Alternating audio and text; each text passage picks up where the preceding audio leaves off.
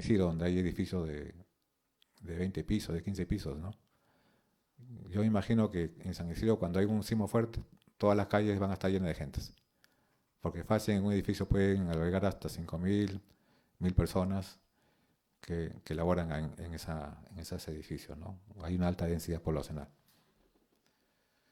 Y así, podemos ir dibujando, podemos hacer mapas de geología, mapas de geomorfología, mapas de pendientes, mapas de densidad poblacional. Podemos hacer mapas de hidrología para determinar por dónde van los cauces de los ríos, para delimitar la faja marginal. Todo ese trabajo lo hace el ingeniero geógrafo, no lo hace cualquier persona que, o sea, se especializan en sí y van a tener trabajo en todas las municipalidades. Esta es la etapa de planificación. Este es un plan de educación comunitaria que se realizó en el 2018 al 2021 en la Municipalidad de Lima, donde fue aprobado por decreto de alcaldía en el 2018, donde se dan los lineamientos educativos para atender a la población. Bueno, ya estoy con el tiempo, voy a acelerar un poquito. Esta es la etapa del proceso de prevención, donde ya les expliqué la elaboración de planes, incorporación de medidas de prevención. Hay que diferenciar qué son instrumentos y qué son herramientas para la gestión de riesgos desastres. Un instrumento puede ser un plan, ¿no? Donde yo mido la capacidad de respuesta de la población. Y una herramienta vendría a ser una norma que me apruebe ese plan, por ejemplo, ¿no? Entonces, esas son las diferencias entre instrumentos y herramientas en la gestión de riesgos de desastres, ¿no? Por ejemplo, una herramienta para evitar de que la gente viva cerca de los ríos es definir la faja marginal, ¿no? Sería una herramienta para que yo, cuando haga una planificación, yo le diga, sabes que tú no puedes estar cerca del río porque hay una norma legal que te impide que tú construyas en esta zona, ¿no? Entonces ya tenemos una herramienta que nos sirva para poder evitar de que la gente se ocupe la faja marginal. Y el proceso de reducción, bueno, acá tenemos maquinaria trabajando, hacemos aviones, muro de contención, limpieza de cauces, construcción de diques. Acá lo que se está trabajando, por ejemplo, en la zona de Chaclacayo, se está construyendo canales de drenaje para la lluvia. La gente se está preparando para el fenómeno del Niño. Acá están los diques de contención, ¿no? Que no es difícil, no es complicado tampoco construir un dique de contención, ¿no? Solamente hay que hacer el estudio hidrológico de la zona y hacer los muros de mampostería y piedra con cemento. No es nada complicado, ¿no? Hay reparación de los muros de contención que sean con maquinaria pesada para poder acomodar esas piedras y después ponerle malla o ponerle cemento para que esa piedra no haya una erosión lateral, ¿no? Ahí también se está trabajando. Bueno, acá están los planes. Este es un plan de prevención y reducción de riesgo de desastres, donde se planifica. Primero, es prácticamente el plan de prevención y reducción de riesgo de desastres es un plan donde se identifica el peligro, se identifican los sectores críticos y se hacen fichas de atención para evitar, para reducir o hacer prevención. Entonces las fichas puede ser una obra de ingeniería, puede ser el muro de contención, puede ser capacitación a la población, puede ser reubicación de la población. Entonces todo esto se pone en un plan y ese plan tiene que ser aprobado por la máxima autoridad, en el caso del alcalde, porque si no tiene dinero, pues, imaginemos que este plan tenga un presupuesto de 5 millones de soles, por ejemplo, por decir un número. La municipalidad no tiene ese dinero para poder hacer lo planificado, ¿no? Entonces, soy una municipalidad distrital, entonces me voy a la municipalidad provincial. La provincial no tiene ese dinero para poder atenderme, entonces va a la región, ¿no? Y así sucesivamente se va respetando los niveles jerárquicos para que el financiamiento al final se cumpla, ¿no? Entonces, ahora como decía, ¿no? Hay dinero, pero falta tiempo para gastarlo. O falta técnicos para gastarlo en todo caso. Bueno, el proceso de construcción es ya cuando ocurre la emergencia, ya le expliqué. La infraestructura básica es agua, electricidad y los medios de vida. Luego tenemos los instrumentos que ya les indiqué, los 7 planes: plan de prevención y reducción de riesgo de desastres, plan de preparación, cómo me preparo para atender la emergencia, el plan de operaciones de emergencia, el plan de educación comunitaria, el plan de rehabilitación y los planes de contingencia. Tenemos los estudios de evaluaciones de riesgo para definir qué lugares se encuentran en riesgo bajo, riesgo medio, riesgo alto, los escenarios de riesgos, los planes de prevención y reducción de riesgo de desastres, el plan de reasentamiento poblacional, que lo hace la municipalidad, y ahora tenemos una ley, bueno, es una ley que fue primera en la región, porque los demás países no tenían. Nosotros fuimos los primeros en tener una ley de reasentamiento poblacional, que es la ley 29869, ley de reasentamiento poblacional para zonas de muy alto riesgo no mitigable. O sea, identificamos el riesgo que esta población no debe estar acá y aplicamos esta ley, ¿no? Que es una herramienta muy... Y como es ley, entonces no tiene que dar dinero el Estado porque ya es una ley. Entonces ahí nos facilita las cosas. El plan de educación comunitaria que les mencioné, el plan integral de construcción también. Si ya identificamos el escenario de riesgo, sabemos que esta población va a ser afectada, entonces yo ya sé cuánta población va a ser damnificada, cuánta población va a ser afectada, cuánta gente puede requerir de una reconstrucción de viviendas, por ejemplo, en barrios altos. Sabemos que muchas casas van a estar destruidas ante un sismo fuerte, entonces yo puedo hacer, antes de que ocurra la emergencia, puedo hacer mi plan de reconstrucción. Eso nadie me lo impide. Luego tenemos la evaluación del impacto de la emergencia. O sea, ya ocurre la emergencia, ahora tengo que hacer un nuevo estudio de evaluación de riesgo, pero para evitar el riesgo futuro, ¿no? ¿Dónde podemos trabajar? Esa es la carnecita de la exposición, ¿no?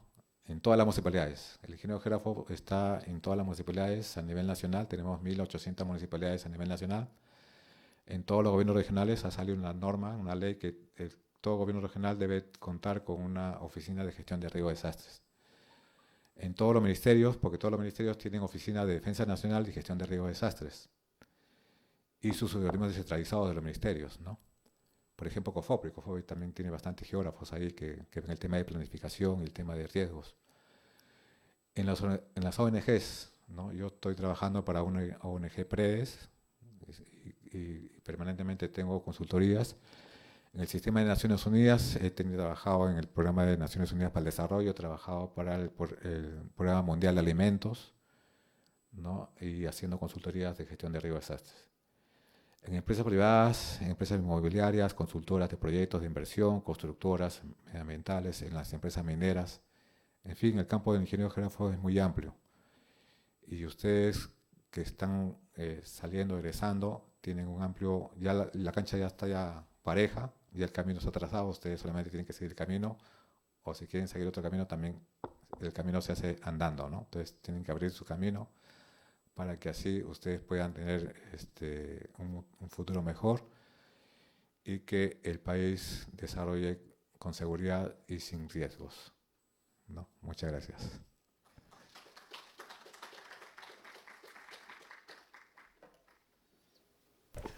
Muchas gracias, David Montero, ingeniero geógrafo. ¿Tienen alguna consulta? ¿Alguna cosita así?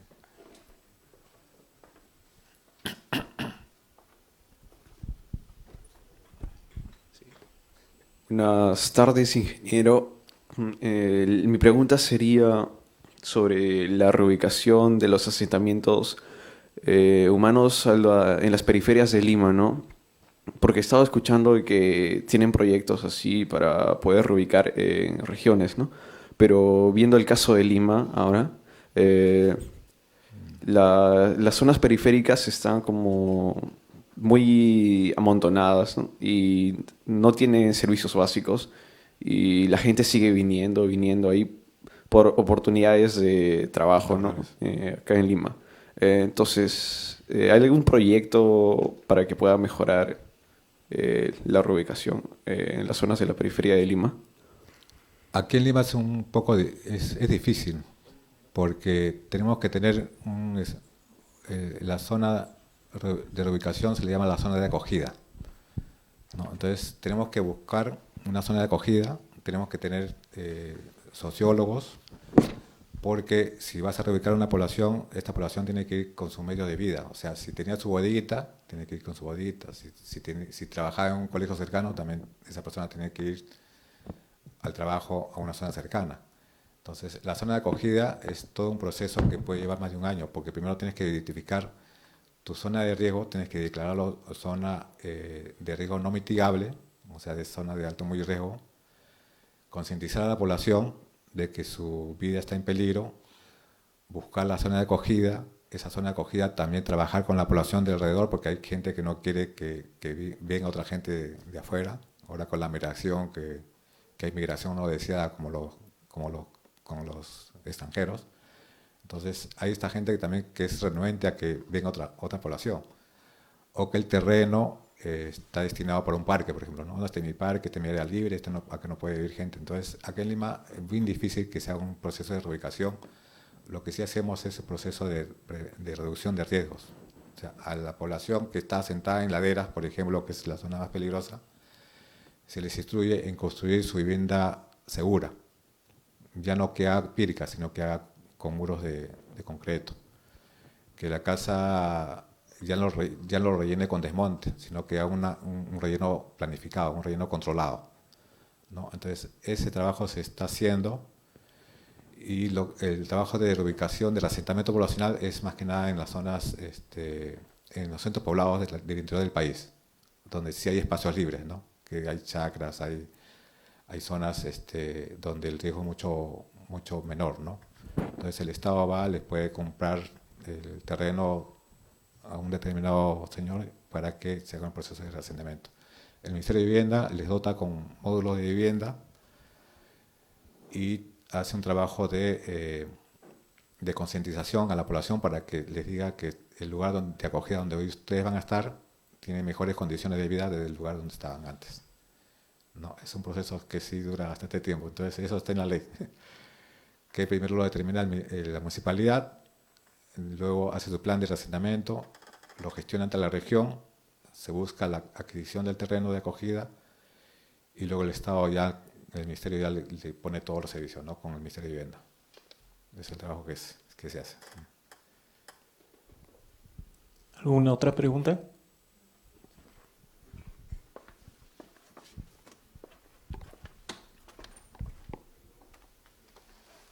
¿Qué tal? ¿Cómo está? Buenas tardes. Bueno, Yo siempre a veces sigo estas conferencias que hacen de riesgo de desastres, generalmente en todos lugares me gusta ver. Lo que veo mucho es el tema de diagnóstico, de qué es lo que va a pasar, de qué es lo que va a suceder, qué hay que prevenir, etcétera, etcétera, etcétera. Pero los fenómenos vienen y van a seguir viniendo y nunca se define bien la magnitud. Y es por eso lo que nos pasa, lo que siempre nos pasa. Ahora último ha pasado en Ceneguía, en Lurín. Y en base a eso, yo no veo mucho es por qué, si saben qué es lo que viene, y cuando hay un presupuesto que tú lo has mencionado para el alcalde, no lo ejecuta. También escucho a los alcaldes que no les alcanza el presupuesto o que no pueden ejecutarlo por limitaciones, llámese administrativas, burocráticas del Estado. Entonces, lo que yo no escucho, no veo bien, ¿por qué no se ejecutó? ¿Qué pasó ahí?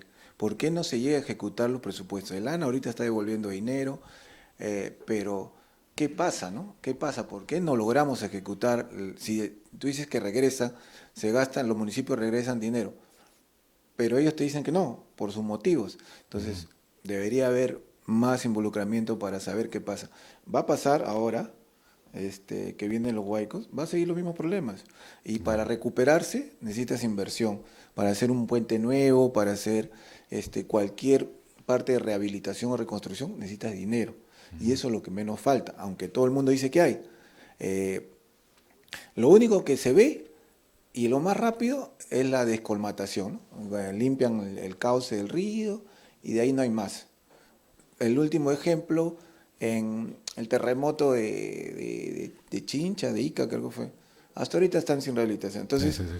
ese es nuestro problema, ¿no? Entonces, deberíamos también apuntar el grado de investigación a esos lados, ¿no? Porque los diagnósticos y planes están hechos y están por todos lados, pero lo otro no. Entonces, de repente, por ahí te traslado la pregunta, ¿qué se podría hacer, no? ¿Por qué no ejecutamos? ¿Por qué seguimos en el mismo problema constantemente, no? Por ahí a ver qué me puedes decir, ¿no? Ya, mira, Por tu experiencia, perdón. En el Estado, cada sol que se invierte tiene que estar sustentado, ¿no? Si tú haces un proyecto de un muro de contención, por ejemplo, ¿no? Tiene que tener un expediente técnico. Ese expediente técnico tiene que tener ciertas características que cumpla con la norma que te da la OCSE, el organismo supervisor de contratación del Estado. Luego tiene que estar supervisado por la Contraloría de la República. Entonces, ese presupuesto que era de 100.000 soles, por ejemplo, ya se duplica a 200.000 soles, ¿no? El contratista que lo va a ejecutar tiene que estar también inscrito. Entonces, hay muchas barreras burocráticas y varios procedimientos que muchos técnicos no lo conocen. Porque si se hiciera todo bien, de acuerdo a la norma, no habrían esas trabas burocráticas que inclusive los alcaldes tienen miedo. No, yo no puedo invertir acá, no puedo darle el contrato a ese señor porque después viene la OCSE y después me vigila de que este presupuesto ha estado sobrevalorado o que no ha estado y que es demasiada plata, entonces yo tengo miedo, entonces mejor prefiero no ejecuto porque después voy a tener problemas cuando termine mi gestión, voy a tener muchas demandas, ¿no? Entonces, el tema de no hacer las cosas bien, ahí está el principal problema, porque, por ejemplo, en la actividad privada, ¿no?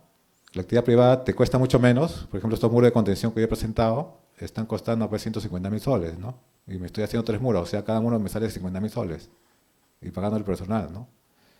Pero si yo lo presento a la municipalidad va a querer que le pague su comisión, a lo mejor el alcalde va a querer su comisión, mira que estás trabajando y no te has aportado con nada, ¿no? Entonces el tema de corrupción también es muy alto, porque ahí se empiezan a juntarse las camarillas, los amigos del alcalde y al final la obra nunca se ejecuta porque quieren inflar el presupuesto tanto de que cuando tú lo verificas porque hay tablas, ¿no? Tablas que salen en cada año o cada 3 meses salen con los valores,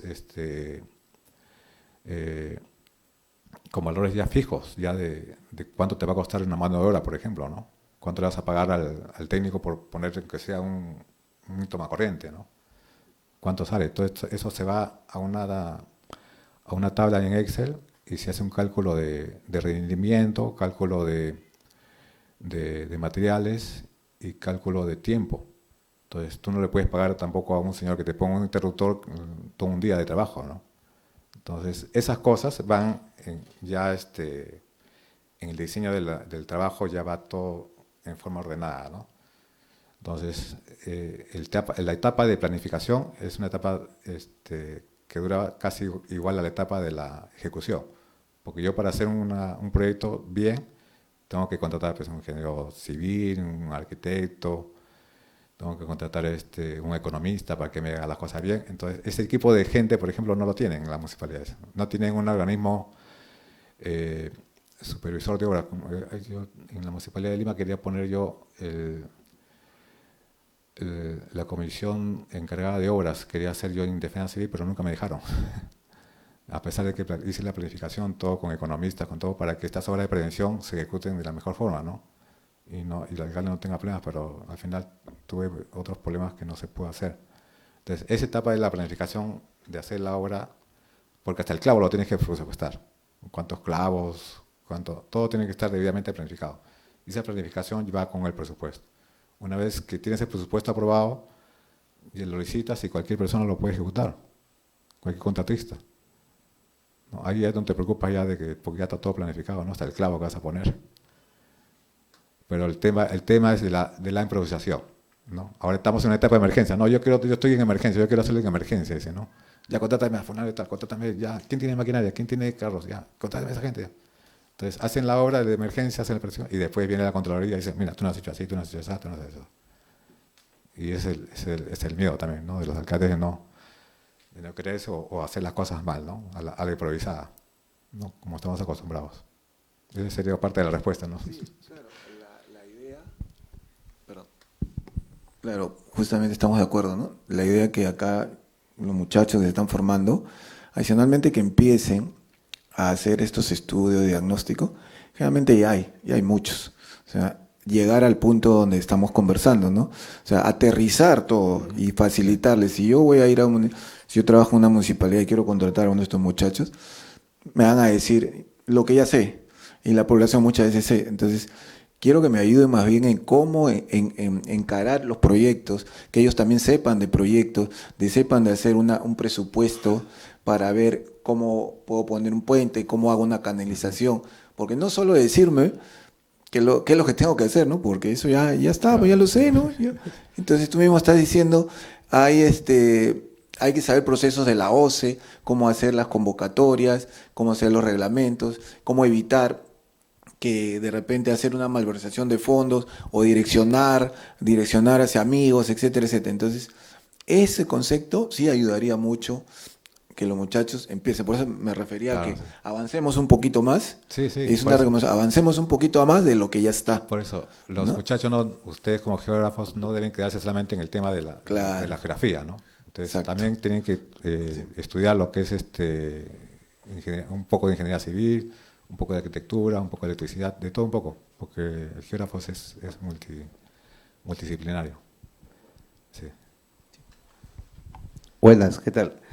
Quizás aportando un poco más a la pregunta del ingeniero que me antecedió, quizás una de las soluciones no tanto sería el saberlo todo, porque el tema de la gestión de riesgos, pues, para conformar un equipo es un equipo multidisciplinario e interdisciplinario, ¿no? Tal vez nos falta a nosotros como ingenieros conocer un poco más del tema de la gestión pública, que tal vez sea como parte de la currícula institucional o de la universidad, que sea un curso, pues, o sea, parte de ella, porque eso desconocemos mucho de nosotros y ahí viene el problema del por qué no salen los proyectos.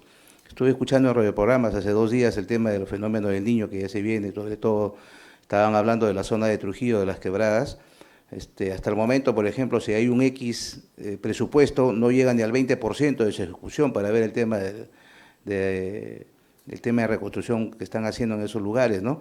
Entonces, mi pregunta iba por ahí también, o sea, indicando el por qué no se ejecuta, ¿no? Como dice nuestro compañero, ya tenemos toda la tecnología, tenemos un buen visor con información bastante actualizada, que es el famoso SIGRID del CENEPRED, y nosotros podemos hacer a gran escala ahí varios estudios, varios mapas de elementos expuestos, de peligro, de riesgo, ¿no? De vulnerabilidad. Entonces, tal vez nos falte esas cosas. Yo le quería preguntar, señor, ¿qué, bajo su experiencia, qué provincia, distrito, departamento o qué país sirve como modelo para seguir, que está avanzando en temas de gestión de riesgo? Gracias.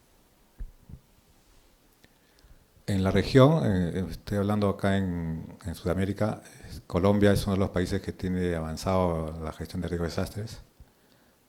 Nosotros también, estamos casi a la par con ellos, porque nosotros hemos sido los primeros en sacar la ley de reasentamiento poblacional.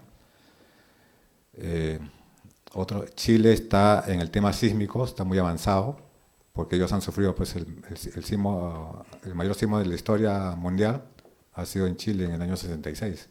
Entonces ellos tienen la escuela chilena de antisísmica, ¿no? Sus edificios. O sea, el último gran sismo que han tenido ellos fue en el 2010, bastante severo, con maremoto, pero los edificios de la ciudad no han colapsado, pero no tanto, solamente han fallecido 1.500 personas, a diferencia de Haití, que con un sismo de menor magnitud murieron 250.000 personas en marzo del 2011.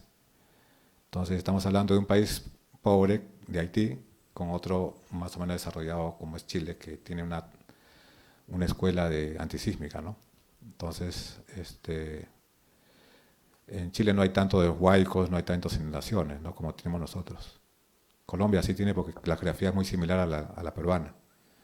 Ecuador también está avanzando, ¿no? Yo he trabajado en el PNUD, en la comunidad andina, Y he tenido oportunidad de visitar los 5 países miembros de la Comunidad Andina, que era Bolivia, Lima, Perú, Ecuador, Colombia y Venezuela. Venezuela ahora, con el problema de Chávez, se retiró de la Comunidad Andina, entonces solamente quedamos los 4 países integrantes de la Comunidad Andina. Pero Colombia y Perú son los que están liderando la gestión de riesgo, ¿no? Sí. Bueno, muchas gracias al ingeniero David Montero. Hay bastante por hacer, pero sobre todo la voluntad política, ¿no? O hay mucho miedo o hay desconocimiento. Claro. Entonces, como experiencia personal también, en minería, los que pueden ser jefes de seguridad solo son metalúrgicos, mineros y geólogos. Nadie más en seguridad. Y a veces también lo he visto, no me lo han contado, que han llegado y han puesto porque faltaba a un ingeniero minero que estaba trabajando en operaciones, porque él tenía que ser, o sea, uno de los ingenieros, ¿no? Y en su entorno habían ingenieros industriales, ¿no? Seguridad industrial, y mayormente bomberos, que no está mal, pero no es lo que debería ser, ¿no? Claro, entonces eso lo compensan las empresas privadas con con capacitaciones y cursos. Porque una vez nos dijeron, las empresas mineras descuidaban la parte de seguridad, total. Pero después vieron de que tenían que implementarla porque un muerto le costaba más que hacer capacitaciones. Entonces, ese fue lo primero, ¿no? Y ahora las empresas privadas, sobre todo las transnacionales, cuidan mucho de la seguridad. Pero es a través de terceros, no de ellos mismos, porque a veces son improvisados, como les cuento, ¿no? Pero sí se tiene el concepto y se trata de insertar el concepto de seguridad a las personas. Uno de los lemas de una de las empresas donde trabajé era todos a salvo, todos sanos y salvos, todos los días, porque te esperaban en casa. Pero eso es algo que no parte del mismo jefe de seguridad, sino de las empresas que contratan, ¿no? Claro, es la política de seguridad en una empresa privada que es mucho más fuerte que la que hay en el Estado, ¿no? Muchas gracias a David Montero por su exposición.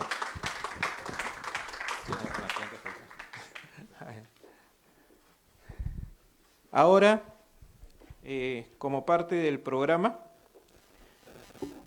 vamos a presentar al ingeniero Luis Felipe Escobedo Chávez. Su tema es la influencia del ingeniero geógrafo en la gestión predial para proyectos de infraestructura. Un breve currículum o su experiencia de ingeniero Luis Felipe Escobedo. Él es ingeniero egresado de la Universidad Nacional Federico Villarreal, verificador catastral en la SUNARP y en el programa de fortalecimiento de capacitaciones en gestión de proyectos del desarrollo del BID, del Banco Interamericano de Desarrollo, con especializaciones en gestión de procesos, gestión de proyectos y saneamiento físico legal. Es especialista en gestión predial y gestión de proyectos, con más de 15 años de experiencia. Tuvo a su cargo la liberación y saneamiento de predios a favor de proyectos de infraestructura, tanto en el sector privado como en el público, siendo estos los más representativos el proyecto de línea de transmisión de 500 kilovatios Mantaro, Marcano, Socabaya, Montalvo y subestaciones asociadas. La concesión a cargo de Capitales Colombianos, el consorcio Transmantaro S.A., la liberación predial de los proyectos de primer y segundo grupo de aeropuertos del país y el aeropuerto de Jauja, así como también el portafolio de proyectos en gestión predial del Ministerio de Transportes y Comunicaciones, y actualmente el ingeniero Escobedo se desempeña como consultor de la Dirección de Saneamiento Físico Legal del Minedo. Les pido una calurosa bienvenida al ingeniero Escobedo.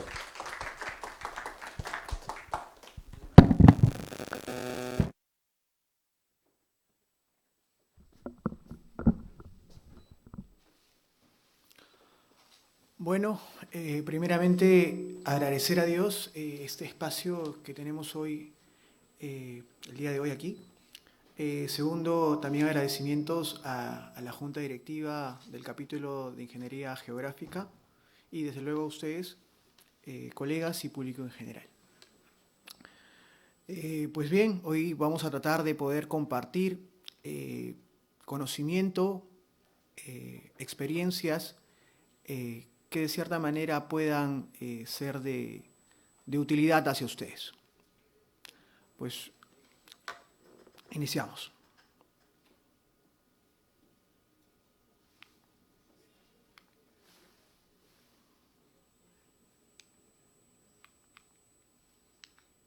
¿No funciona esto? Parece. No, para pasar a la diapositiva.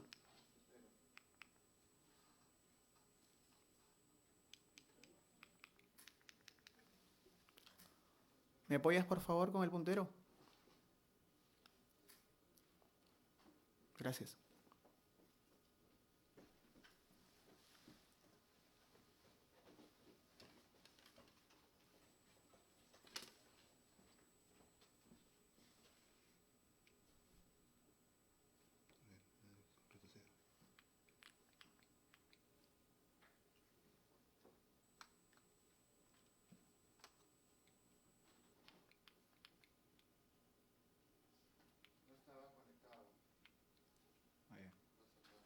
Ahora sí, ¿con cuál pasó este?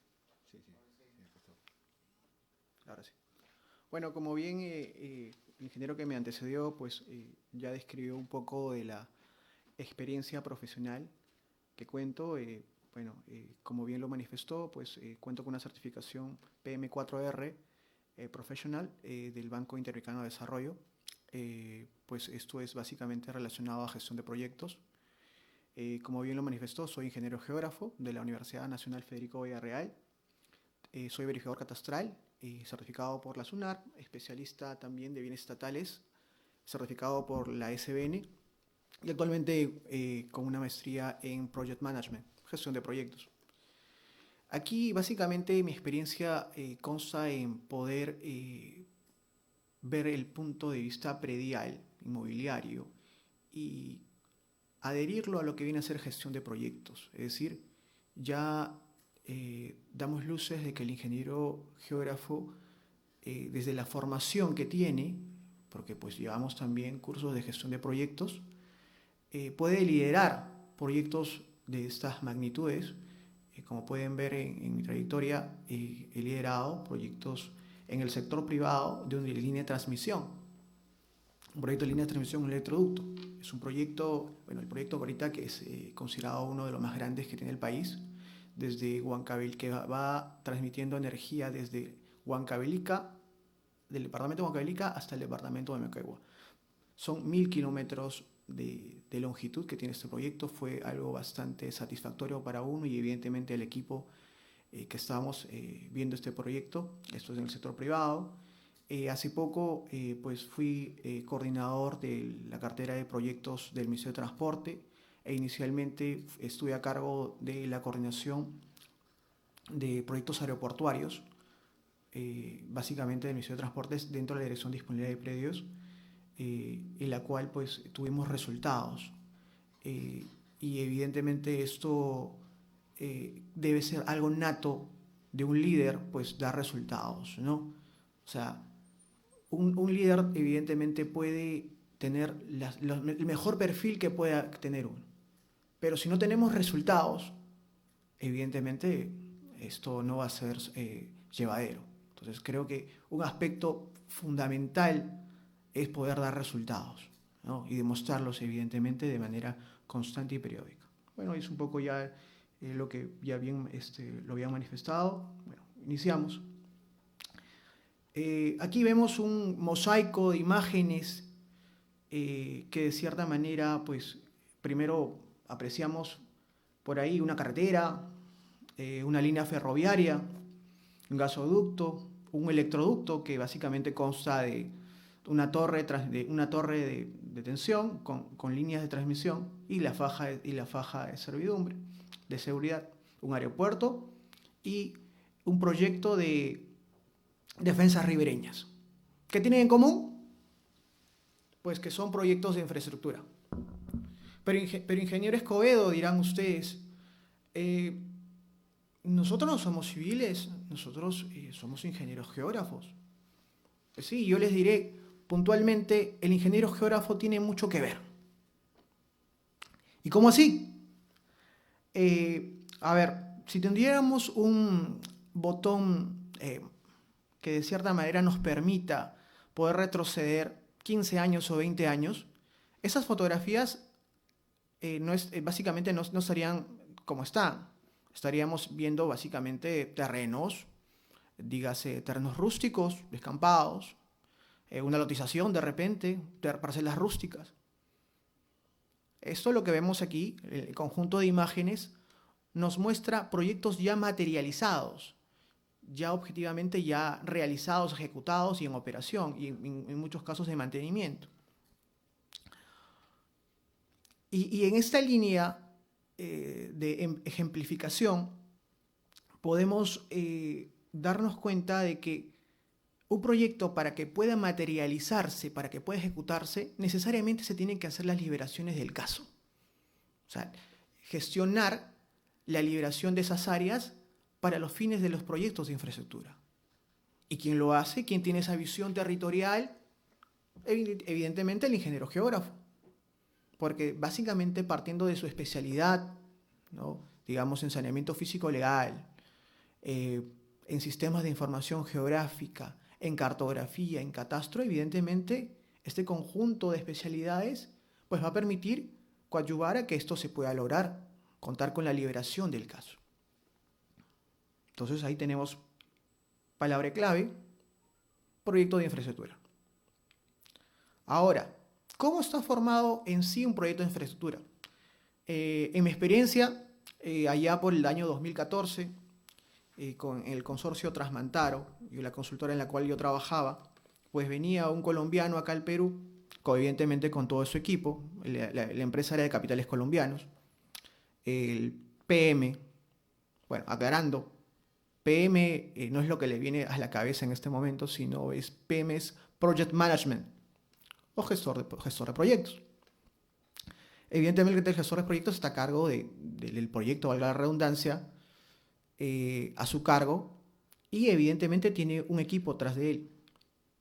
Su equipo de ingeniería, su equipo legal, su equipo de administración, su equipo de gestión ambiental, su gestión arqueológica y gestión predial.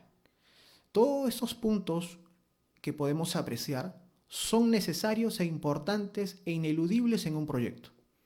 Si yo no libero la parte arqueológica, no puedo iniciar el proyecto. Si yo no tengo la ingeniería, la mecánica de suelos, la estructuración de la obra civil propiamente dicho, no puedo construir el proyecto. Si no tengo el soporte legal para el tema para el aspecto contractual, no puedo llevar a cabo idóneamente el proyecto. La parte administrativa, evidentemente, básicamente que tiene que ver con los recursos humanos y recursos, y la administración básicamente del presupuesto, tampoco puedo llevar a cabo el proyecto. La parte ambiental, evidentemente es un punto importante dentro del proyecto que está ligado a los permisos y autorizaciones que tiene que tener el proyecto para que pueda materializarse. Y evidentemente es el aspecto de gestión predial que muy pocos conocen o que muchos confunden con saneamiento físico legal. Ya en el transcurso de la presentación vamos a poder dilucidar la diferencia entre ambos conceptos. Entonces, otra palabra clave, dentro de un proyecto de infraestructura vamos a encontrar un equipo multidisciplinario encargado de materializar y poder coadyuvar a la ejecución del proyecto. Aquí ya vemos un poco la conformación de ese equipo y bueno, quien habla tuvo la experiencia de poder participar en aquellas reuniones lideradas por el PM, un colombiano, para el proyecto del electroducto de Mantaro-Montalvo. Y pues lo que hacía el PM es nos juntaba en una mesa y nos pedía reportes y avances de manera periódica para ver cómo van los avances y en virtud a eso ejecutar su seguimiento y control y tomar las decisiones acertadas con fines de poder ejecutar el proyecto. Y como bien lo he manifestado, el ingeniero geógrafo ya cumple un rol, ya es protagonista en función a su visión holística dentro de esta especialidad.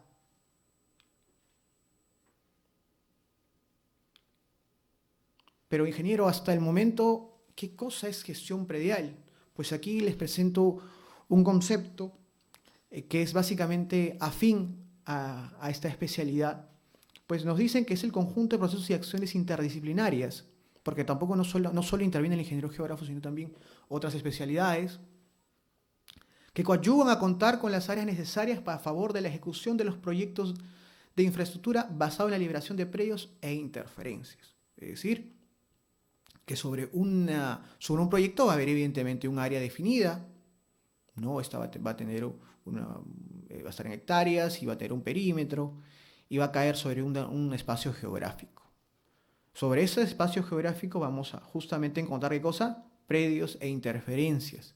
¿Qué cosas son las interferencias? Los predios sabemos que básicamente es una porción de terreno y las interferencias básicamente tienen que ver con todo aquello que brinde servicios públicos. Ejemplificamos: postes, semáforos, canales, redes de agua y alcantarillado, redes eléctricas, etcétera, etcétera, etcétera, e incluso los bienes inmuebles que tengan este fin de servicios públicos. Ahí ustedes pueden ver la fórmula. Si yo libero tanto predios como interferencias, ya tengo el proyecto culminado, la gestión predial concluida. ¿Y qué componentes lo conforman? Pues ahí podemos apreciar. Dentro de la parte de predios, pues voy a encontrar predios privados, predios estatales y en el caso de las mejoras. En el caso de predios privados vamos a encontrar comunidades campesinas, vamos a encontrar propiedad de terceros, tanto de personas naturales como jurídicas. En los predios estatales vamos a encontrar bienes privados y bienes de uso público. Y y las mejoras, que básicamente son los predios en cuyo caso pues las personas que los conducen pues no llegan a sustentar o acreditar mayor o igual a 10 años de posesión. Y evidentemente se reconoce la infraestructura que hay sobre un determinado espacio. Por el otro lado, las interferencias, como bien lo manifestaba, son básicamente conformadas por las redes de telefonía, redes de agua alcantarillado, redes de electrificación, entre otros. Pero adicionalmente, ¿qué encontramos en el espacio determinado para el proyecto? También encontramos adicionalmente a predios e interferencias contingencias prediales. ¿Y qué son? Ahí vemos un poco, vamos armando y vamos ya dando luces de qué cosa vamos qué cosa vamos encontrando en el camino en la parte del diagnóstico, porque hay todo parte de ello, ¿no? Saber qué cosa hay dentro del inmueble, dentro del área del proyecto. Ya sabemos que debe haber predios, interferencias y también contingencias. Pero ingeniero, ¿qué cosa es contingencias prediales? Pues son básicamente aspectos que se encuentran dentro del área del proyecto y que de cierta manera nosotros como ingenieros geógrafos, por nuestra visión territorial, evidentemente vamos a tener que necesariamente mapear para poder alertar evidentemente al gestor del proyecto y evidentemente desde el punto de vista predial darle los alcances necesarios y acciones que son inherentes a este campo.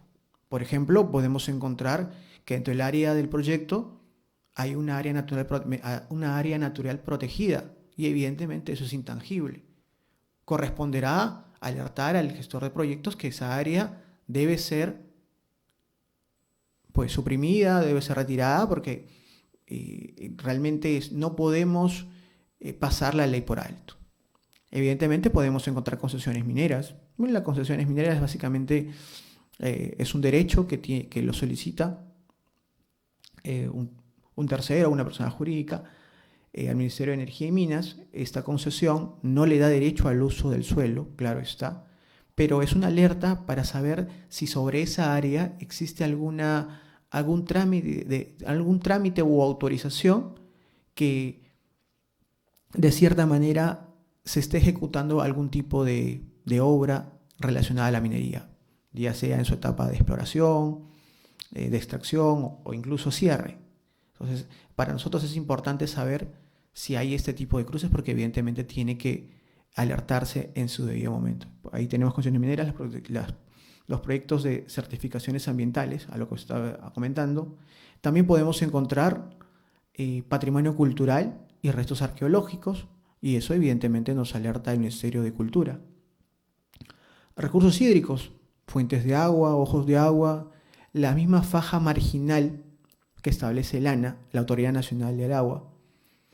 Y en el caso de que si hay vías o no, evidentemente ahí viendo el sistema vial nacional, en las cuales tienen competencia el Ministerio de Transportes, los gobiernos regionales y los gobiernos locales.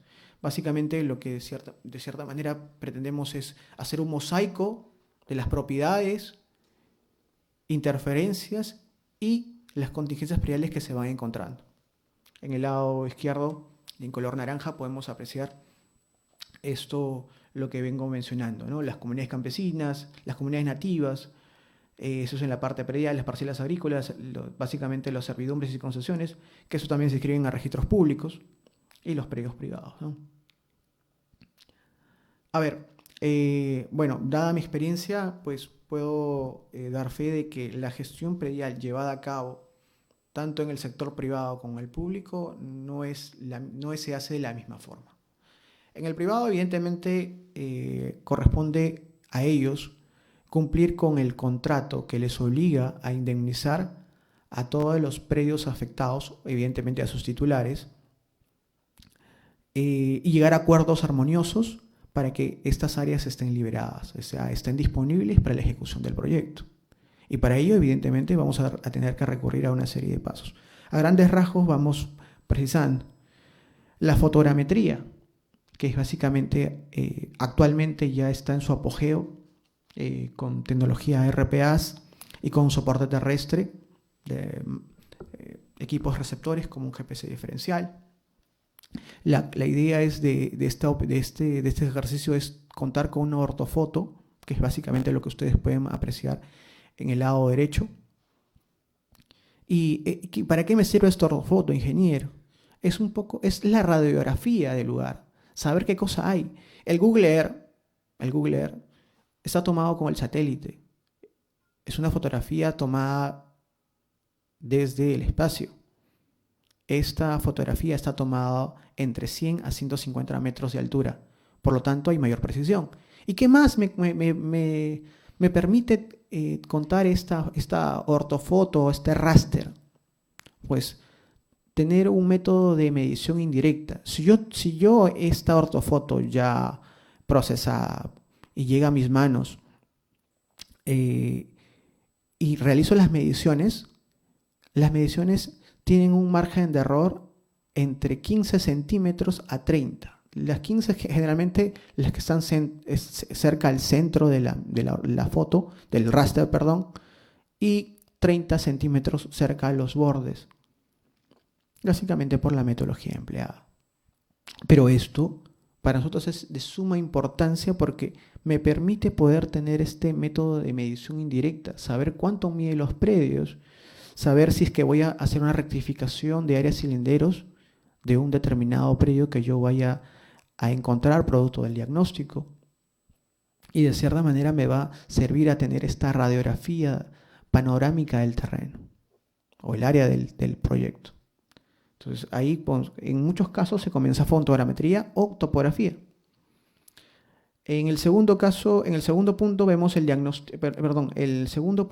diagnóstico técnico legal, que es básicamente intervención tanto en el primero, porque ya el ingeniero geógrafo también se está especializando en lo que viene a ser fotogrametría y geodesia, que son aspectos necesarios para hacer este tipo de levantamientos. El diagnóstico técnico, que es básicamente derivada de la especialidad de saneamiento físico-legal, también se aplica, que básicamente me va a permitir poder tener un reflejo a nivel registral, a nivel real, de qué cosa existe en el área del proyecto. Es lo que justamente vimos en la diapositiva anterior.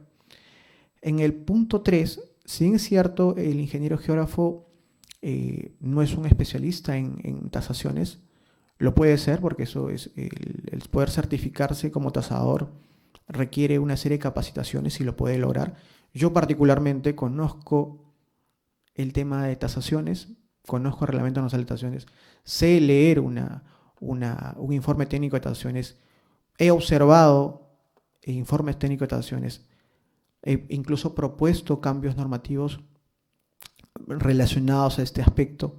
Entonces, la experiencia y el trato a trato con los profesionales peritos dentro del rubro que me vengo desempeñando, pues te da esa expertise, porque de cierta manera lo vinculas con tu formación de ingeniero geógrafo, porque en parte, para poder determinar una tasación, el perito al menos tiene que buscar muestras cercanas al lugar, y ese soporte evidentemente se lo damos al perito.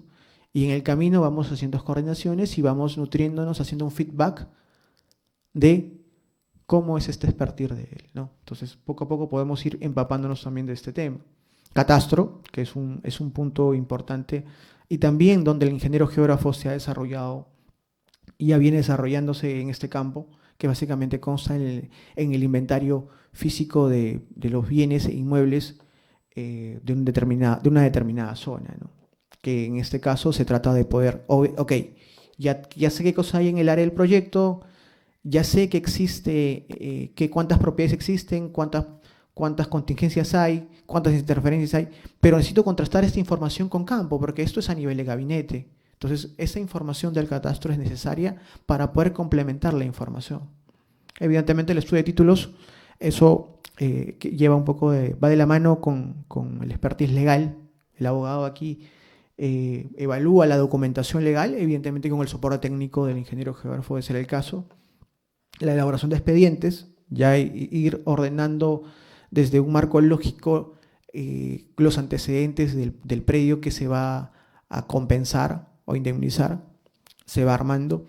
Las negociaciones con contratos y pagos, esto ya es parte de la gestión propia. Ya hemos identificado al titular del inmueble, por citar un ejemplo, ya sabemos la documentación que precede, ya sabemos si hay cargas o no sobre el predio y otros aspectos inherentes, y ahora toca pues negociar sobre la línea base que nos da la tasación, ¿no? La negociación en el sector privado, pues, a ver, para darnos una idea, cuando uno toma un taxi, ¿no? Sin necesidad de la aplicación, primero dice uno un monto y luego la otra persona dice otro, y al final, para optar por el servicio, nos ponemos de acuerdo en un punto medio. Ya. Esa ejemplificación básicamente sea en la negociación, sea un acuerdo económico, se materializa en un contrato y evidentemente se da en el correspondiente pago. Y evidentemente este acto, como bien lo obliga la normativa, debe estar inscrito en registros públicos, ¿no? ¿Y cómo es la gestión predial en el Estado, ingeniero? A ver, aquí, a diferencia del sector privado, existe un marco normativo, que es el tubo del decreto legislativo 1192. Aquí un poco establece reglas y parámetros de cómo se debe llevar a cabo los procedimientos de adquisición, expropiación, liberación de interferencias, transferencias interestatales, entre otros, a fin de poder coadyuvar a que la inversión en el país sea dinámica. El fondo y el alma de esta norma es que haya agilidad en los proyectos. ¿Sabían ustedes que los proyectos de infraestructura contribuyen al PBI? Pues sí, sí lo son. Así es de la importancia necesaria que tienen los proyectos en el PBI. Es decir, qué tan competitivos somos a nivel regional va a depender qué tanta infraestructura tenemos, entre otros, y evidentemente con otros factores. Pero en suma, los proyectos de infraestructura, aparte de que brindan un servicio a favor de los ciudadanos, juegan un rol importante en la economía del país. Bueno, volviendo al punto, aquí he tratado de graficar el análisis de la norma, un poco apelando a las infografías para que esto sea más entendible y que no haya tanta letra. Tenemos 6 formas de poder realizar las adquisiciones prediales. Realizar la gestión predial a través de estas modalidades de adquisición. La adquisición de trato directo. Pues la adquisición del trato directo es cuando identificamos realmente al sujeto pasivo, o es el afectado, así lo llama la norma, el sujeto pasivo, la norma lo denomina de esa forma. Sabemos que este es el titular, lo oficiamos, le decimos oficialmente, ¿sabes qué, señor? El ministerio tal lo ha identificado usted dentro del área del proyecto. Como consecuencia de esto, vamos a adquirir su inmueble. Evidentemente la persona no lo va a tomar a bien. Previamente hay que hacer un trabajo sociológico con los especialistas del caso, e incluso el geógrafo te va de la mano para poder explicar los alcances del proyecto y cuál es el proceso debido. En este caso, cuando hablamos de una adquisición de trato directo, es decir, que aquí llegamos a un acuerdo con el titular, ¿no? Pero para llegar a ese acuerdo, al igual que en el caso del privado, hay una tasación. Para hacer esa tasación, hay que primero hacer un levantamiento de la información técnica que hay en el inmueble. Si hay un terreno, se colocará que es un terreno. Si hay una infraestructura, es decir, una casa, digamos, de 3 pisos, ¿no?, con acabados de mármol, con un techo de concreto, con pisos de cerámica española, etcétera, etcétera, etcétera. Esas cosas se graban en una memoria descriptiva, va de la mano con un plano, y se construye lo que viene a ser el expediente técnico legal, que esto va a manos de un perito. El perito tasa, busca 5 muestras, que es básicamente su estudio de mercado, homologa, como bien lo demanda el Reglamento Nacional de Tasaciones, entrega su producto, es supervisado su producto, y esto es llevado al afectado para que pueda tomar una decisión. Señor, esta es la compensación económica que le corresponde. De aceptar el trato, el Estado, ¿qué le dice? Usted se hace acreedor al 20% adicional. Entonces, evidentemente del valor comercial. En este caso, estamos hablando de un trato directo en el caso la persona acepte. Pero ingeniero, ¿y qué pasa si no acepta? Porque eso es dable, ¿no? Aquí no hay una negociación. Aquí en el Estado sí es un poco más impositivo.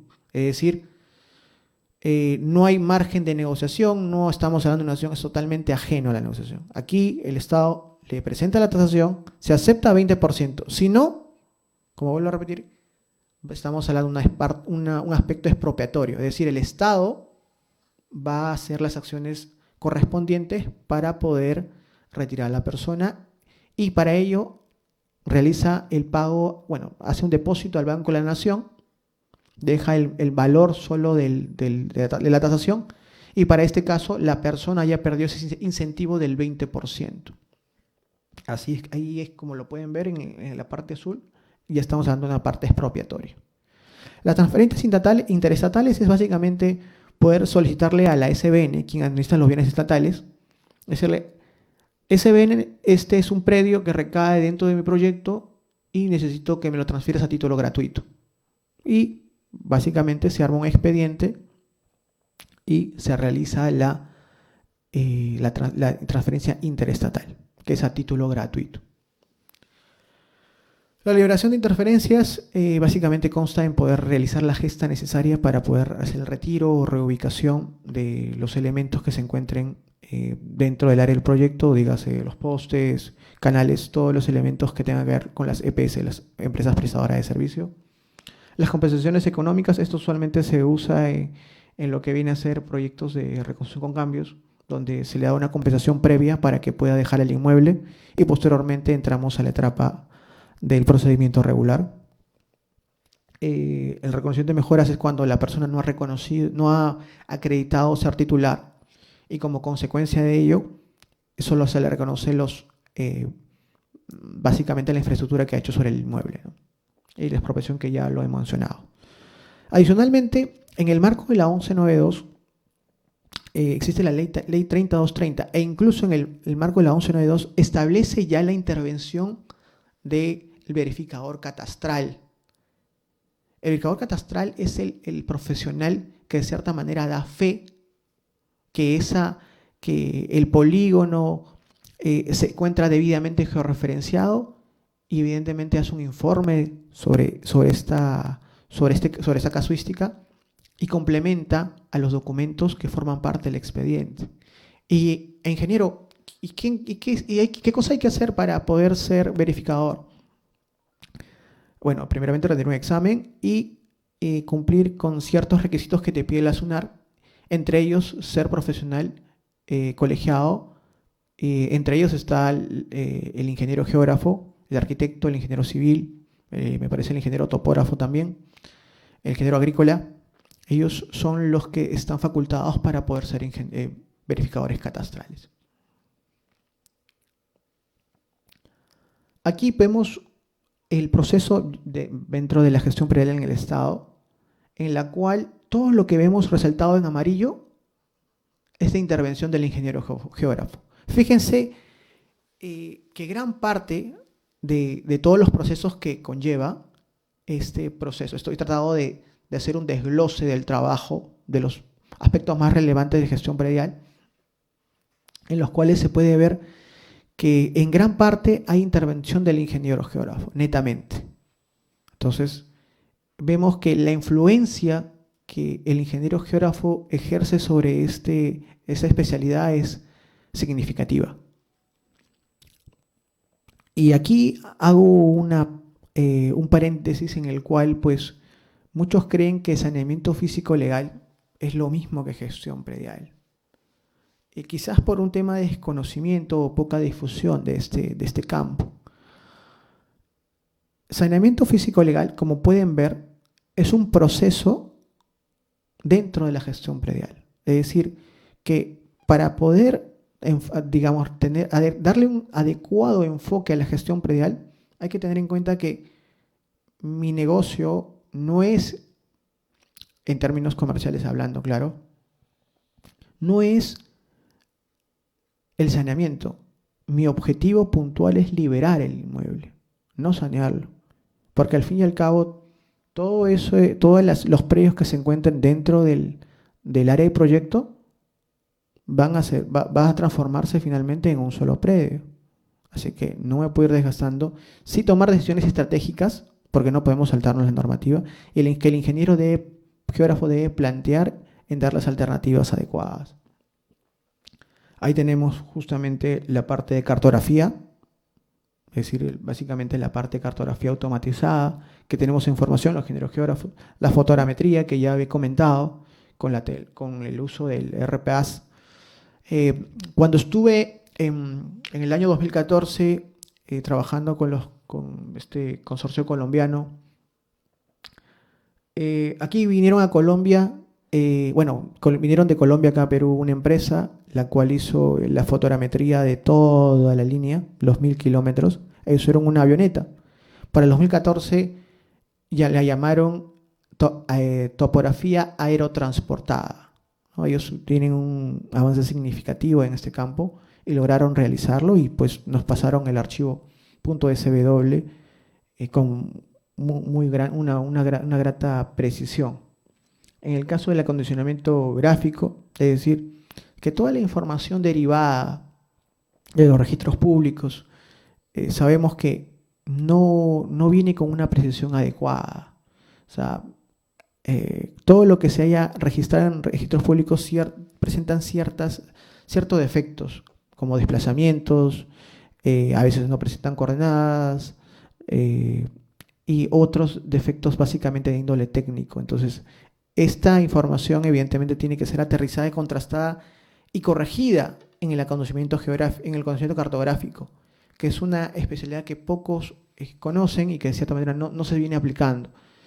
Ya como coordinador de proyectos en el Ministerio de Transporte podemos realmente gestionar ante SUNAR varios acondicionamientos gráficos y evidentemente la fuente o insumo importante en esta gestión fue el raster, que es la que de cierta manera me da la realidad del proyecto a nivel de georreferenciación.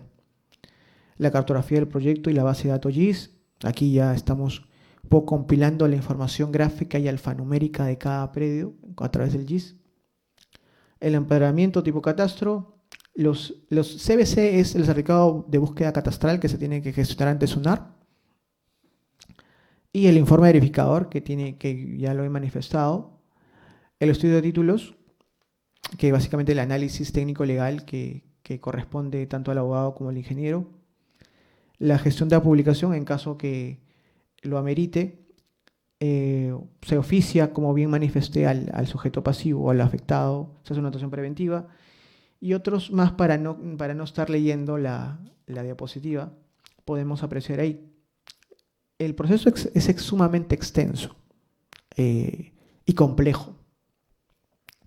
Requiere bastante lectura de la norma, y eso es un tema que veo aquí muchos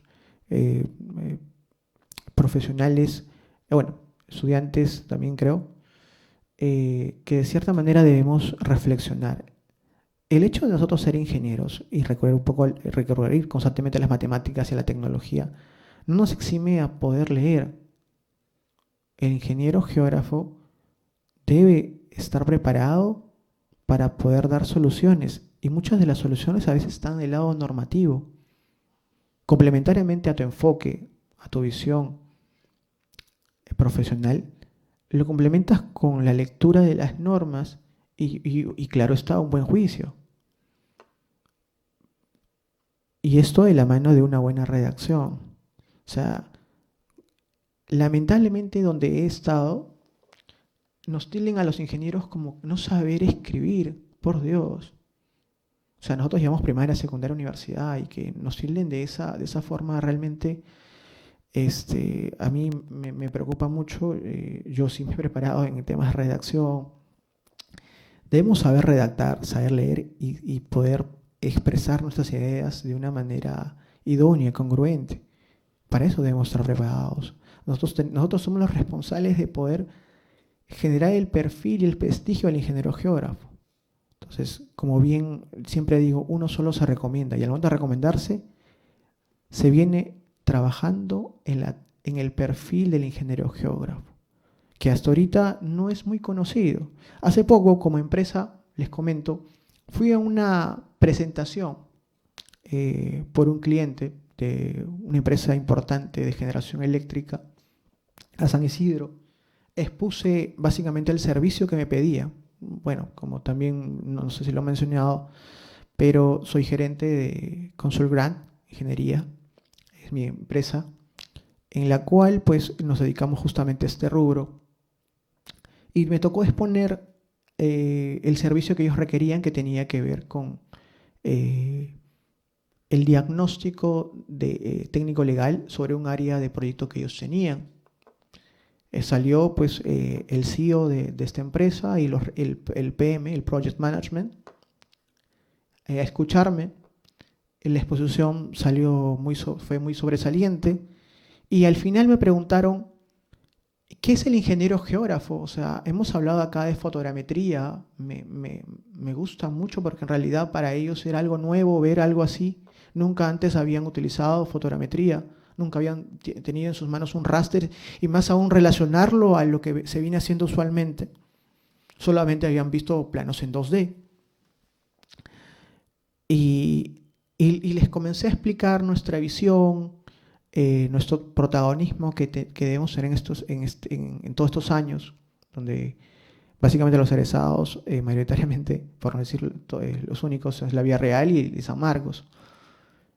Y digamos, la conclusión de esto es que aún todavía falta la difusión del ingeniero geógrafo, y está en nuestra responsabilidad poder hacerlo, ser éticamente correctos, hacer un buen trabajo, contribuye a la calidad de profesional en general que debemos tener. O sea, que cada persona que diga qué cosa es un ingeniero geógrafo sepa de lo que se encarga, sepa que es un profesional idóneo para poder tomar decisiones y darte las resoluciones a los problemas que hay desde el punto de vista territorial. Entonces, creo yo de que está en nuestra responsabilidad pues poder lograrlo. Volviendo a la diapositiva, iba comentando de que el saneamiento físico legal es muy distinto a lo que viene a ser gestión predial. ¿Por qué? Porque La gestión predial es el macro, es el conjunto de disciplinas, ¿no? El conjunto de especialidades que abarca para un determinado fin, que es la liberación. Intervienen tasaciones, intervienen sociólogos, la parte de poder gestar un pago, los contratos, la corrección de el acondicionamiento cartográfico, fotogrametría, N cosas técnicas que podemos ver en la diapositiva, a diferencia de saneamiento físico-legal. Saneamiento físico-legal se refiere a algo, a la regularización de un inmueble para fines de inscripción y acciones inherentes. La gestión predial es algo más macro. El saneamiento en la gestión predial va a permitir poder regularizar las condiciones de este inmueble para poder adquirirlo. ¿Correcto? Hay mucha distancia entre lo que es gestión predial y saneamiento. Aquí. Esta es una ortofoto o un raster tomada a 150 metros de altura con un dron o un RPAS. Esto se hizo en una ciudad, en el norte del país,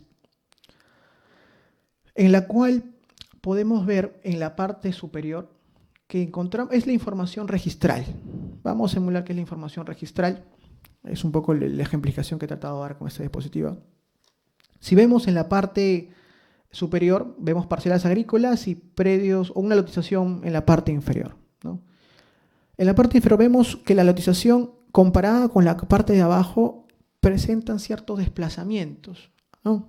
El 25, el 23, el 23, 22 y 21, miren cómo están. Se superponen, están en un lugar. Cuando yo reviso el plano título archivado, porque estos son predios inscritos, vemos que debe estar como está en la parte inferior, la parte de abajo. Yo como verificador catastral lo puedo hacer. Lo corregí e hice las gestiones necesarias ante registros públicos con esta normativa. Y evidentemente también apelando a los principios del 1192, que son principios de celeridad y armonía de intereses. Y puntualmente a ello logré de que registros públicos cuenten con la misma información que yo y así evito observaciones posteriores que me retrasan al proyecto. Aquí la clave de la gestión predial es dar resoluciones adecuadas, idóneas, en pro de la celeridad y objetivo del proyecto, no el saneamiento como muchos abogados creen. Esta es una norma que pocos ingenieros o profesionales usan. Esta es una norma que de cierta manera es necesaria usarla para poder realizar las gestiones de acondicionamiento gráfico ante registros públicos y evidentemente suma tremendamente a la inmediatez de contar con la liberación de predios. Bueno, aquí también comparto con ustedes los KPIs. ¿Qué cosas son los KPIs? KPIs en inglés son Key Performance Indicator, que son básicamente los indicadores de gestión. Nosotros como ingenieros ya tenemos el expertise como la parte operativa, ¿correcto? Ahora demos el siguiente paso, seamos líderes de los proyectos. Nuestra formación lo permite. Nosotros llevamos en la universidad gestión de proyectos. Entonces estamos capacitados para poder liderar proyectos como estos. Los indicadores de gestión es establecer métricas en los proyectos para saber cómo voy, qué tanto estoy avanzando, qué tanto estoy retrasado en ciertos componentes. Esto evidentemente va de la mano de un dashboard, que es un dashboard, es un tablero de control que me va a permitir poder realizar el seguimiento y control como coordinador de proyecto, como project management, como gestor del proyecto. Esto es necesario y necesario. Puedes hacerlo con Power BI, puedes hacerlo con Excel. Evidentemente tu Microsoft Project tiene que ir de la mano. Puedes hacerlo con Primavera. Hay mucho software en la cual evidentemente el ingeniero está en la capacidad de poder utilizar y poder realizar este seguimiento y control. Aquí podemos saber cuánto de área Sabemos el área total del proyecto, cuánto es mi área planificada y cuánto voy liberando. Eso me permite tener el indicador de área. ¿Cuánto voy gastando en presupuesto? ¿Cuánto me está costando adquirir esos terrenos? ¿Cuánto proyecté? ¿Cuánto ejecuté? Para eso hay una pequeña fórmula aritmética y sobre eso voy sabiendo cuánto es el avance.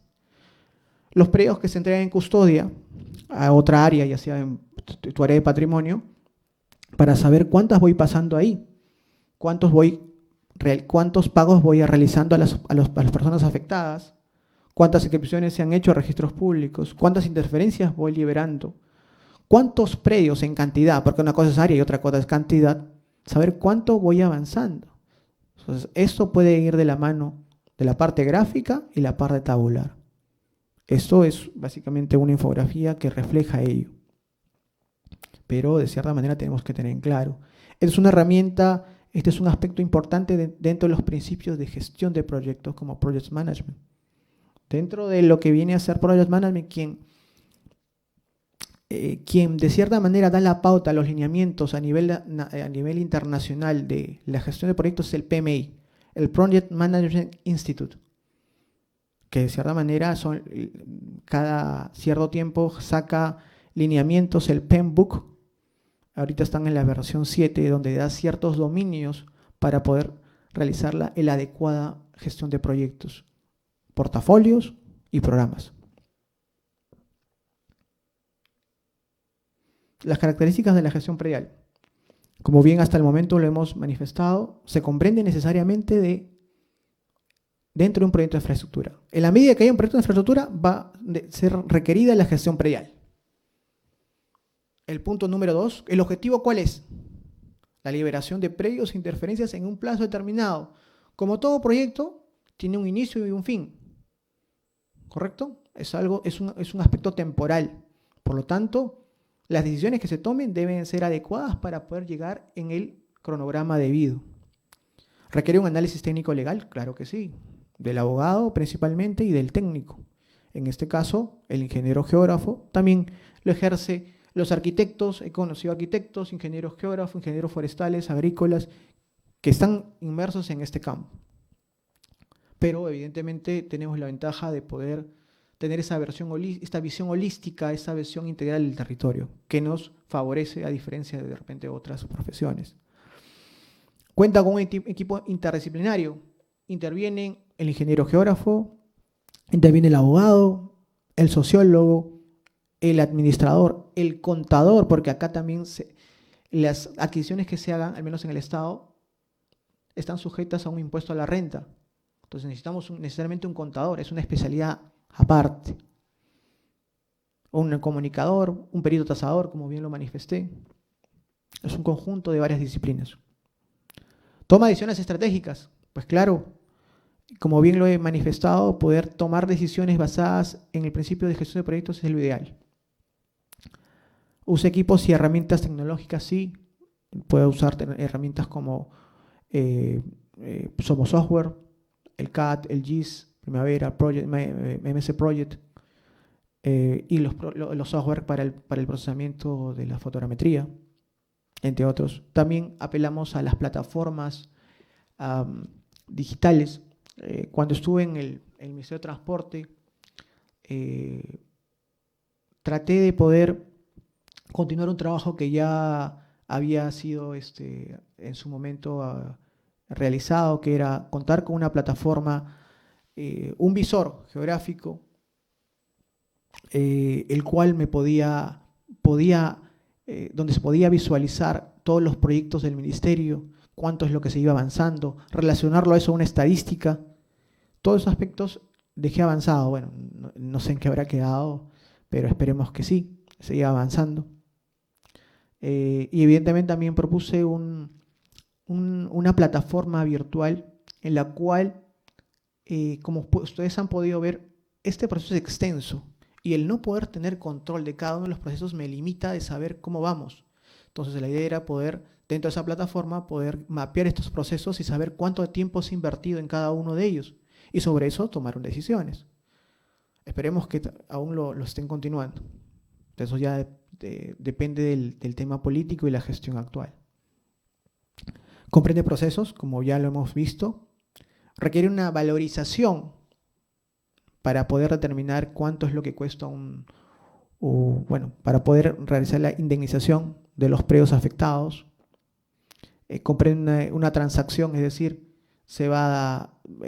en virtud de este acuerdo se va a suscribir un contrato de mutuo acuerdo entre las partes, llegas el ministerio, la empresa privada y el tercero. Amerita una inscripción registral, o sea, todos los actos que se den en virtud a esto se tienen que inscribir a registros públicos preferentemente. Comprende stakeholders. ¿Qué son los stakeholders? Los stakeholders están dentro de la gestión de proyectos dadas por el PMI, básicamente definidas como la parte involucrada del proyecto. A nosotros estar a cargo de un proyecto de gestión predial, va a haber funcionarios, va a haber la alta dirección que va a estar atrás del proyecto para saber cuánto de avance se registra, cuánto es el nivel de avance que nosotros tenemos respecto a determinados KPIs. Entonces, ese nivel de involucramiento del proyecto es el stakeholder, todos los involucrados. Esos son los stakeholders. Aplica buenas prácticas de gestión de proyectos, usualmente en el privado. En el público se adolece un poco. Hay gente que aplica gerencia antigua, pero eso no basta. Se tiene que aplicar las gestiones actuales de gestión de proyectos. E incluso los Juegos Panamericanos que hace poco se realizaron en Lima y que en parte lo ha replicado Chile, se basan en gestión de proyectos. La gestión de proyectos me asegura la inmediatez, la garantía de poder llegar al éxito del proyecto. Es más, Chile tiene una Project Management Office dentro de su Ministerio de Infraestructura Pública. Aquí recién estamos tratando de incorporar, pero todavía hay mucho que trabajar. Por eso quizás Chile nos lleva un poco de ventaja. Aquí, como bien lo he manifestado, el campo del ingeniero geógrafo, si yo quiero participar, digamos, dentro de estos proyectos de gestión predial, tenemos la conclusión de que va a haber gestión predial en la medida que haya proyectos. Entonces, por lo tanto, si estoy interesado, tengo que ver el panorama a nivel macro.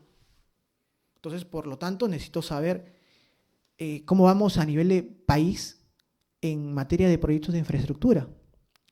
Pues les comento, señores, la brecha de infraestructura, de acuerdo al sondeo de la Universidad del Pacífico, que se lo encarga el Banco Interamericano de Desarrollo, el BID, para el año 2019 al 2021, existe una brecha de 117 millones, 117 millones redondeándolos, esto a corto plazo, y usualmente donde hay esta brecha está en el sector transportes, ¿no?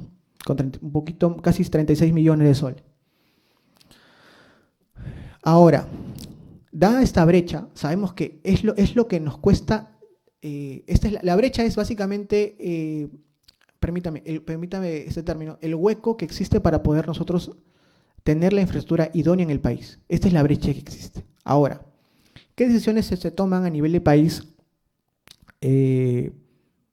como herramienta? O sea, que el Ministerio de Economía y Finanzas, a través de un consejo de una sesión de acuerdo de Consejo de Ministros, aprueban el marco macroeconómico multianual con miras al 2024-2027, en los cuales se toman en cuenta los lineamientos para poder superarnos como país, puntualmente en la parte económica. Entre ellos, evidentemente, están los proyectos de infraestructura. Dentro de la triple M, marco macroeconómico multianual, está el Plan Nacional de Infraestructura Sostenible para la Competitividad, aprobado el año pasado, en la cual establece una cartera de proyectos. Esta cartera de proyectos está conformada por 72 proyectos equivalentes a 668.690 mil millones de soles. Ese es el objetivo para poder tratar de superar esa brecha existente en el país. Ahora, ¿qué otras acciones prevé esta triple M, aparte del Plan Nacional de Infraestructura? También la creación nacional de infraestructura, hace poco salió su reglamento, el mes pasado, en octubre, en la cual esta autoridad nacional, la ANIN, se va a hacer cargo de proyectos de mayor o igual a 200 millones de soles. O sea, ya va a haber un nuevo ente que se va a encargar de formular, ejecutar, operar y mantener los proyectos.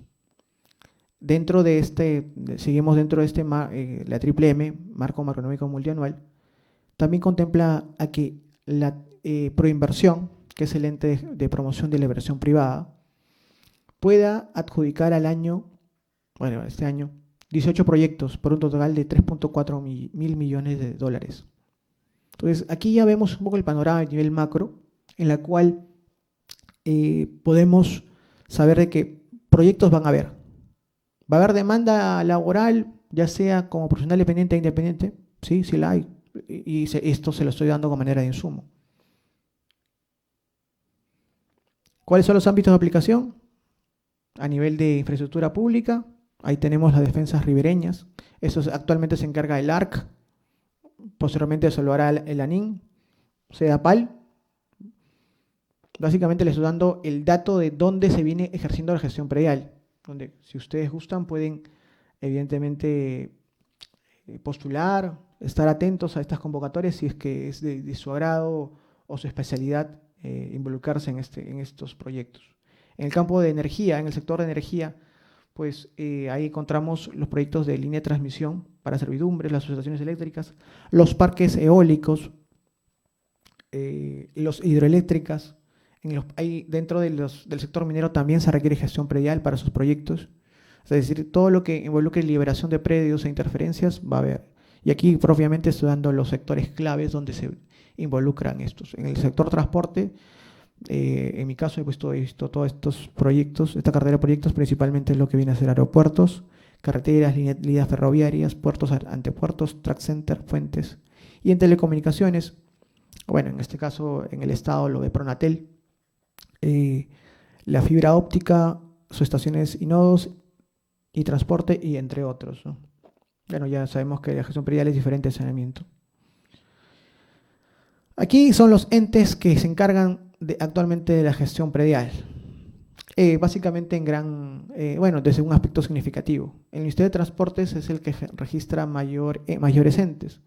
Ahí tenemos involucrados a Provías Nacional, Provías Descentralizado, la ATU para los fines del tren eléctrico, Pronatel, la dirección del Ministerio de la Dirección de Disponibilidad de Predios, donde en una oportunidad estuve trabajando ahí, casi 5 años. El Ministerio de Vivienda, Construcción y Saneamiento, por parte de CEDAPAL, y la presidencia del Consejo de Ministros, que es la Autoridad de Reconstrucción con Cambios, el ARC, que pronto va a ser ANIN. Y en el sector privado, pues los sectores que ya hemos visto en la diapositiva anterior, propiamente con donde se registra mayor demanda es en el sector minero y en el sector de energía. Aquí, ya para ir acabando, vemos un poco los campos de especialidad del ingeniero geógrafo. Donde todo lo que está con check, podemos ver que todos estos campos convergen en la gestión predial. ¿Vemos sistemas de información geográfica? Sí. ¿Saneamiento físico legal? Sí. ¿Catastro? También. ¿Cartografía, topografía y geodesia? También. ¿Fotogrametría? Ya le hemos explicado hasta el hartazgo también. La propia gestión de proyectos también tiene que ver básicamente con gestión predial.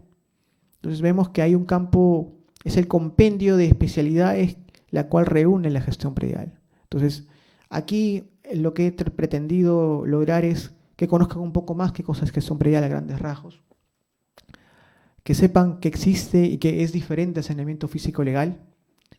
Y la idea es un poco poder ir avanzando en concepto de gestión predial, ¿no?, en el campo laboral. Como conclusiones finales, gestión predial se encuentra de forma intrínseca en los proyectos de infraestructura, como bien lo hemos manifestado.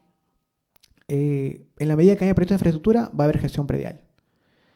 La liberación de predios e interferencias como consecuencia de una adecuada gestión predial es de esencia e importancia en la utilización de predios. O sea, como bien lo dije, la gestión predial es tan importante que de ello depende la materialización de los proyectos. O sea, el proyecto como obra no puede arrancar hasta que no estén liberados. Es ahí la importancia de la gestión predial. La gestión predial y el saneamiento físico-legal son dos conceptos distintos, eso ya lo hemos explicado.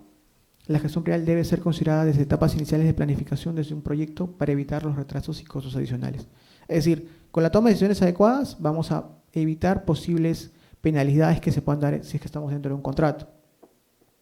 El enfoque holístico y territorial del ingeniero geógrafo aporta significativamente a la gestión predial para proyectos de infraestructura. O sea, nuestra formación nos permite poder sobrellevar y poder manejar adecuadamente un proyecto de gestión predial, básicamente por la formación que tenemos y por nuestra visión holística del territorio. La gestión predial con un enfoque de gestión de proyectos resulta ser conveniente para el éxito del proyecto. Lo he manifestado, es necesariamente importante contar con este enfoque a efectos de tener resultados positivos. En la gestión predial convergen un gran número de especialidades como el ingeniero geógrafo, porque prevé su liderazgo a mediano plazo, a mediano y corto plazo. Aquí lo que tratamos de decir en el punto 7 es, hay ingenieros geógrafos ya inmersos en este campo, pero aún son insuficientes. Generalmente lo están viendo los abogados, porque todavía guarda ese sesgo legal. Los arquitectos, los civiles también se ven inmersos en este campo, y creo que hay un tema pendiente de parte del ingeniero geógrafo poder liderar estos proyectos, puesto nuestra formación lo permite y nos permite poder tener mejor resultado. La gestión predial efectiva requiere una estrecha sinergia entre el ingeniero geógrafo y otras profesiones como abogados, sociólogos, peritos y tasadores. O sea, dentro de la gestión predial, como lo he manifestado, convergen una serie de disciplinas que reman para un determinado fin, que es justamente la liberación predial. Bueno, señores, hasta aquí mi presentación. Les agradezco mucho su atención y gracias, y hasta otra oportunidad. Muchas gracias al ingeniero Escobedo. Creo que nos ha ampliado un poco más lo que es el campo del ingeniero geógrafo en este tema, ¿no? Y sobre todo para los chicos, para que vayan orientándose con este ciclo de charlas. ¿Alguna pregunta para el ingeniero Escobedo?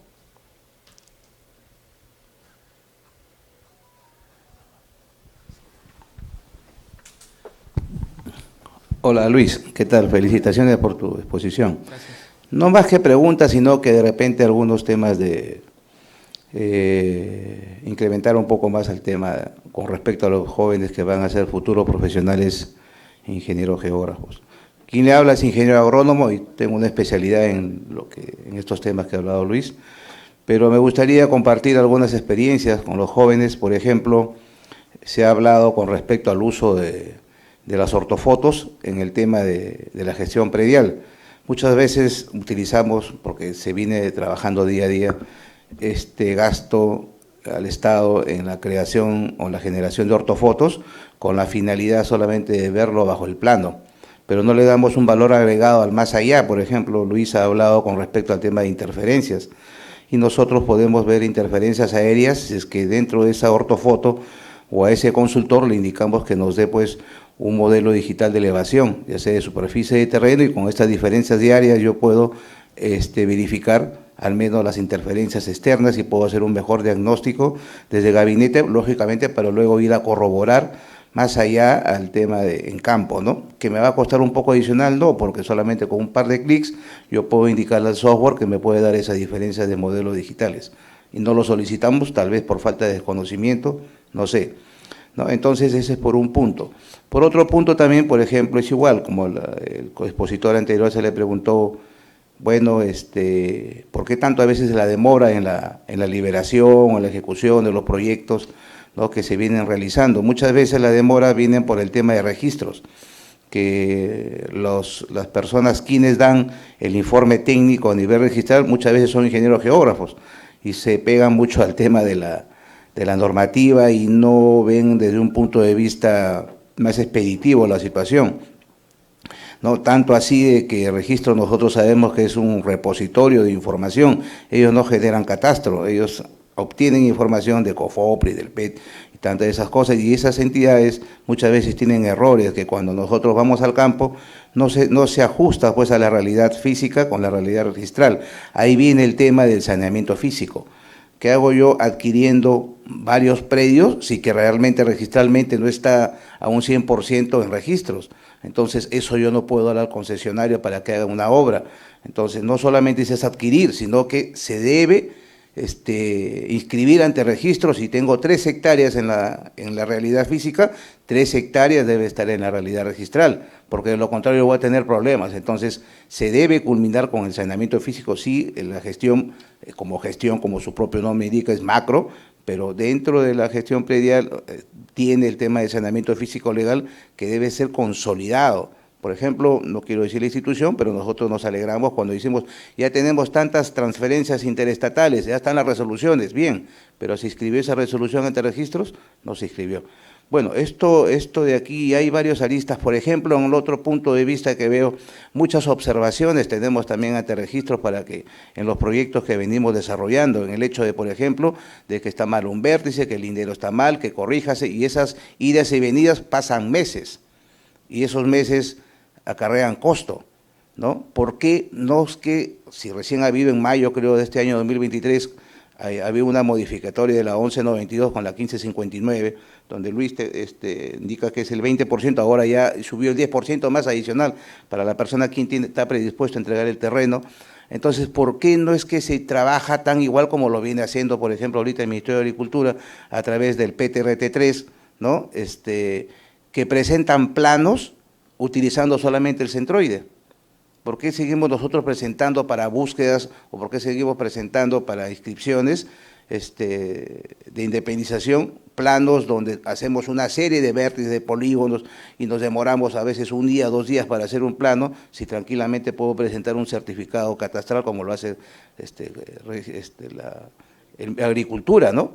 Entonces, esas cositas quizás nos ayudaría a nosotros a reducir tiempos y a poder llegar a la conclusión, a culminar al 100% los proyectos. Solamente quería indicar eso, Luis. Gracias. Muchas gracias. Si no hay más comentarios. Sí, bien comentado lo que mencionaba Renato. Pues sí, aún hay aspectos o aristas que tienen que ver con la gestión predial. Una de ellas es ¿por qué la demora?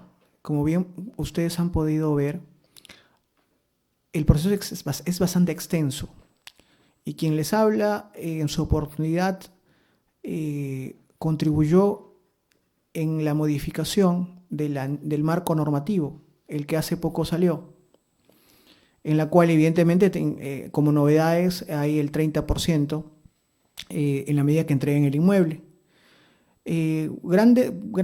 Unos determinados aportes que se hizo conjuntamente con un gran equipo que me acompañó en aquel momento, unas fueron tomadas en cuenta y otras descartadas porque legalmente no, para las personas que evaluaron esto, no legalmente tenía determinadas aristas.